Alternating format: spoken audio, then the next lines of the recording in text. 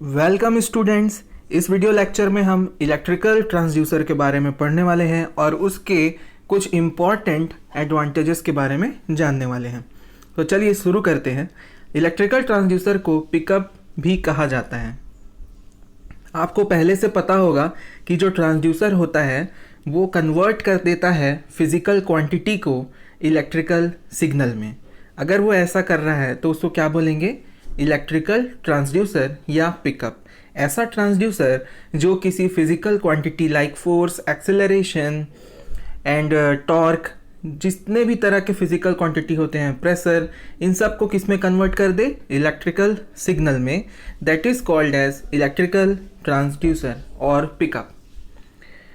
या किसी physical phenomena को वो इलेक्ट्रिकल सिग्नल में कन्वर्ट कर दे तो उसे हम इलेक्ट्रिकल ट्रांसड्यूसर या पिकअप कहते हैं। लेकिन जनरली ऐसा नहीं होता। Electrical transducer as a secondary transducer use किया जाता है। इसके पहले एक प्राइमरी ट्रांसड्यूसर भी होता है जो कि फिजिकल फिनोमेना या physical quantity like force, acceleration, torque, pressure etcetera को किस में कन्वर्ट कर देता है? डिस्प्लेसमेंट में। And this displacement is converted to electrical quantity like voltage और current or frequency by using electrical transducer or pickup. So electrical transducer is a secondary transducer.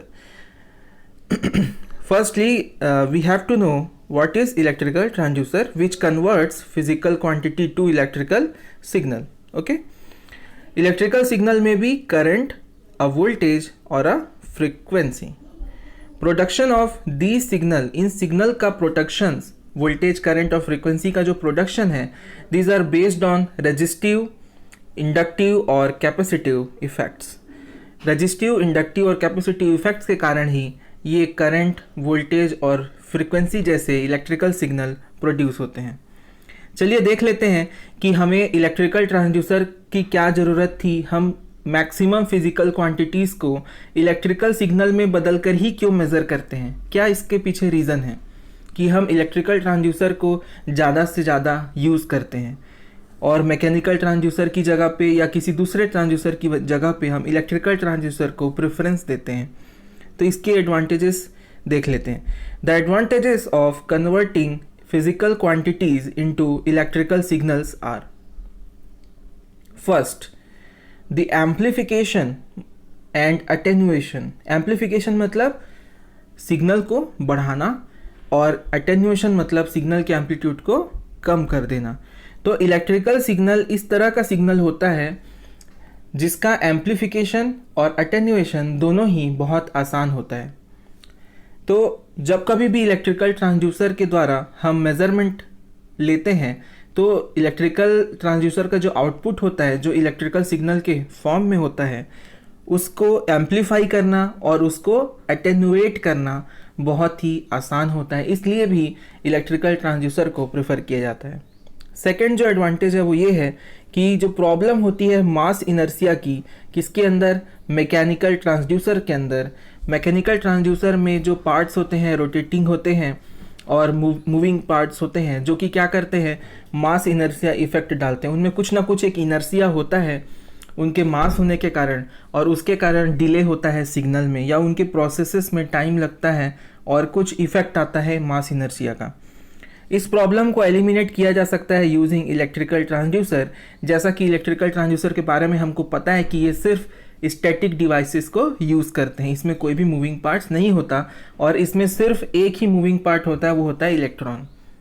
और electron का मास तो आपको पता ही है, बहुत ही कम होता है और जिसके कारण मास इनर्शिया इफेक्ट बहुत कम होता है, इसमें एलिमिनेटेड होता है, नेग्लिजिबल होता है। नेक्स्ट जो है एडवांटेज है वो है फ्रिक्शनल इफेक्ट आर मिनिमाइज्ड। अब उसमें रोटेशन पार्ट ही नहीं होगा तो फ्रिक्शन कहाँ से होगा? तो फ्रिक्शनल इफेक्ट भी क्या हो गया? मिनिमाइज्ड हो गया।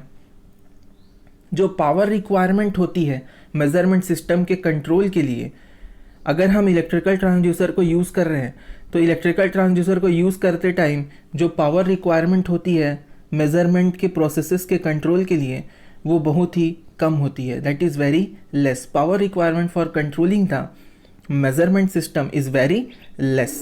Okay, next is transmission of electric signal are very easy. अगर इलेक्ट्रिकल सिग्नल्स को ये जो आउटपुट मिले इलेक्ट्रिकल ट्रांसड्यूसर से जो आउटपुट मिला वो क्या है, इलेक्ट्रिकल सिग्नल है। और इलेक्ट्रिकल सिग्नल जो हमको मिल गया उसको अगर हमको एक जगह से दूसरी जगह तक ट्रांसमिट करना है, ट्रांसमिशन करना है, तो वो भी बहुत आसान होता है। किसमें? इलेक्ट्रिकल ट्रांसड्यूसर में। Next, power requirement for controlling the, ये तो पढ़ चुके हैं हम लोग, ये ट्रांसमिशन वाला भी हो गया। नेक्स्ट जो है छठवां जो है, इलेक्ट्रिकल ट्रांसड्यूसर आर कॉम्पैक्ट। इनका जो साइज होता है बहुत छोटा होता है। जैसा कि आपको पता है कि मॉडर्न जो डेवलपमेंट हुए इलेक्ट्रॉनिक सिस्टम्स में, जैसा कि आईसी का रिवॉल्यूशन आया, इंटीग्रेटेड सर्किट्स का यूज़ होने लगा, तो उसके कारण जो इलेक्ट्रिकल ट्रांसड्यूसर का जो साइज़ था वो बहुत ही कॉम्पैक्ट हो गया और बहुत ही हल्का हो गया। इसकी वजह से उसको कहीं भी यूज़ किया जा सकता है। तो ये इसके एडवांटेज हैं कि इलेक्ट्रिकल ट्रांसड्यूसर को ही यूज़ किया जाए, उसको प्रेफर किया जाए ओवर अदर ट्रांसड्यूसर्स। कंक्लूडली हम लोग ये बोल सकते हैं as a conclusion that electrical signals can be easily used, transmitted and processed for purpose of measurement.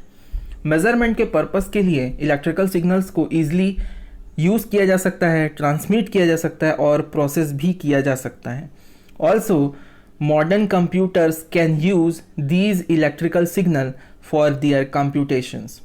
Modern जो कंप्यूटर्स हैं वो भी इन इलेक्ट्रिकल सिग्नल्स को यूज़ करके अपने कंप्यूटेशंस में इस्तेमाल कर सकते हैं, जिससे हमको बेटर एक्यूरेट और कंप्यूटेड रिजल्ट्स भी मिल सकते हैं। This makes electrical transducers very essential. क्या होता है, कुछ ऑटोमेटिक मेजरमेंट सिस्टम्स होते हैं जिसमें कंप्यूटर्स का यूज़ होता है, वो डायरेक्टली इन ट्रांसड्यूसर के मेजरमेंट्स को यूज़ करके वो आगे के कंप्यूटेशंस करके हमको ट्रांसमिट कर सकते हैं डेटा, और सिस्टम या किसी भी इंस्ट्रूमेंट को कंट्रोल भी कर सकते हैं। तो इस तरीके से इलेक्ट्रिकल ट्रांसड्यूसर बहुत ही इसेंशियल है मेजरमेंट के लिए, इंस्ट्रूमेंटेशन के लिए। तो इस तरीके से वीडियो को कंप्लीट करते हैं हम, और आने वाले वीडियो में हम क्लासिफिकेशन देखेंगे इलेक्ट्रिकल ट्रांसड्यूसर का। तो ये जो वीडियो था सिर्फ इंट्रोडक्टरी था इलेक्ट्रिकल ट्रांसड्यूसर के बारे में। अगर वीडियो अच्छा लगा लाइक करिए, और अगर सब्सक्राइब नहीं किया है तो सब्सक्राइब भी कर लीजिए, क्योंकि ऐसे ही अच्छे वीडियोस आपको मिलते रहें। Thank you.